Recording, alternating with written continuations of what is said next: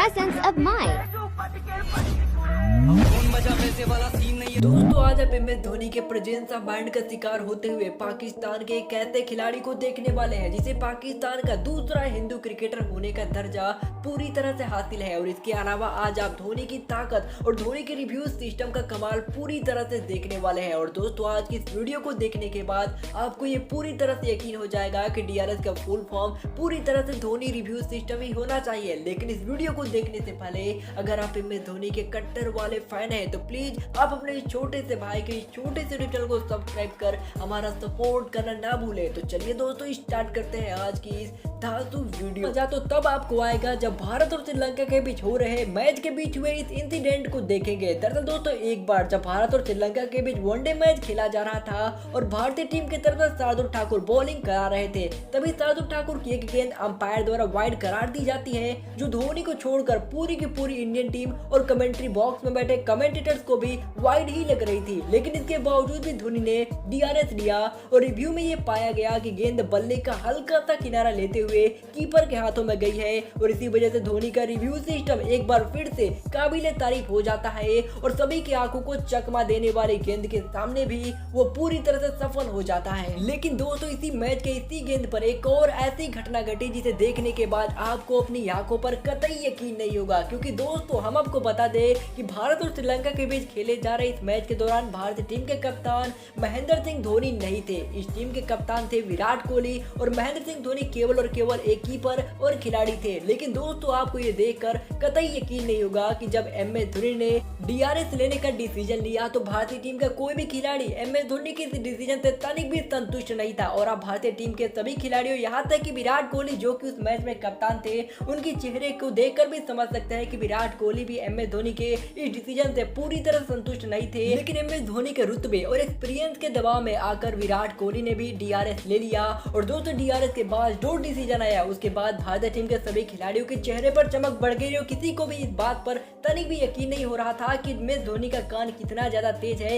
इतनी धीरे से आ रहे साउंड को भी उन्होंने बहुत ही अच्छे तरीके से सुना और उनके विश्वास में ये दिखाई भी दे रहा था कि MS धोनी पूरी तरह से कंफर्म थे ये विकेट ही है। लेकिन इस दृश्य को देखने के बाद ये बात पूरी तरह से साफ हो गई कि MS धोनी भारतीय टीम के कप्तान थे तो भी उनकी चलती थी, और जब MS धोनी भारतीय टीम के कप्तान नहीं रहे तो भी पूरे टीम में उनकी ही चलती थी। और ये दृश्य इस बात को पूरी तरह से साबित करता है। और ऐसा इसलिए क्योंकि दोस्तों MS धोनी उस मैच में भारतीय टीम के सबसे ज्यादा एक्सपीरियंस और सबसे ज्यादा बुद्धिमान खिलाड़ी थे। लेकिन तो ये तो कुछ भी नहीं, क्योंकि अब जो आप देखने वाले उसे देखकर आपको MS धोनी को DRS यानी धोनी रिव्यू सिस्टम कहना ही पड़ेगा। तो चलिए दोस्तों देखते हैं। दरअसल दोस्तों एक कहावत है कि क्रिकेटर्स DRS से तो बच सकते हैं पर धोनी रिव्यू सिस्टम से बचना शायद मुश्किल होगा, और इसका अंदाजा आपको अभी लगने वाला है। दरअसल दोस्तों साल 2011 वर्ल्ड कप में जब इंडिया आयरलैंड की टीम आमने सामने थी और आयरलैंड 184 रन बनाकर 7 विकेट खो चुका था, तभी आखिरी 3 विकेट लेने के लिए धोनी ने युवराज सिंह को गेंद थमाई। युवराज की गेंद टप्पा खाकर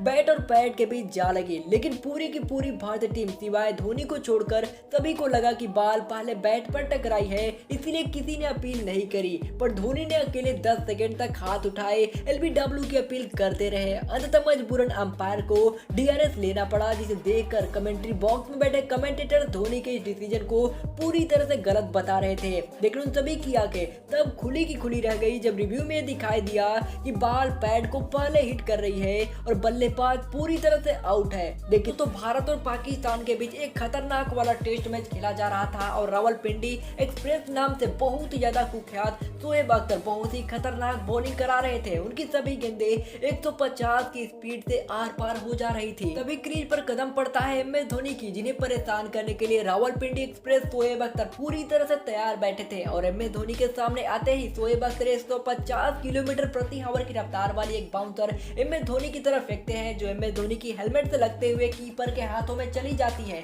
जिसके बाद पाकिस्तान के सभी खिलाड़ी MS धोनी को हैरेस करने लगते हैं, यानी उन्हें परेशान करने लगते हैं, जिसे MS धोनी शांति से सुनते रहते हैं और अपने दिमाग में प्लान बना लेते हैं कि शोएब अख्तर के 150 किलोमीटर प्रति आवर की रफ्तार से आने वाली गेंदों के साथ क्या करना है। और शोएब अख्तर ने जैसे ही अगली बॉल बाउंसर डाली उससे एमएस धोनी ने पीछे की तरफ चौके के लिए खेल दिया। लेकिन दोस्तों शोएब अख्तर पूरी तरह से समझ चुके थे कि 150 किलोमीटर प्रति आवर की रफ्तार वाली गेंदों को खेल पाना एमएस धोनी के लिए आसान नहीं होगा। और इसी वजह से जब शोएब अख्तर अगला ओवर लेकर आते हैं तो उन्होंने एमएस धोनी को बाउंसर डालना शुरू किया। लेकिन दोस्तों एमएस धोनी ने शोएब अख्तर के उस ओवर के पहले ही बाउंसर को जोरदार चौके में तब्दील कर दिया, जिसे देखकर शोएब अख्तर पूरी तरह से समझ गए कि ये बल्लेबाज दूसरे बल्लेबाजों से पूरी तरह से डिफरेंट है, क्योंकि ये बल्लेबाज अपने सूझबूझ का इस्तेमाल करके उनकी तेजी से आने वाली गेंदों को भी बाउंड्री में तब्दील कर दे रहा था। लेकिन दोस्तों सबसे पहले आप देखने वाले हैं भारत और पाकिस्तान के बीच हो रहे एक ऐसे टेस्ट मैच के बीच हुए एक ऐसे इंसिडेंट को जिसमें एमएस धोनी अभी क्रिकेट की दुनिया में नए नए कदम रखे हुए थे और इसी वजह से पूरी दुनिया एमएस धोनी की काबिलियत से पूरी तरह से अनजान थी। दरअसल दोस्तों जब उस समय के मैच में एमएस धोनी बैटिंग कर रहे थे तो एमएस धोनी के सामने बॉलिंग करने के लिए खड़े थे पाकिस्तान के दूसरे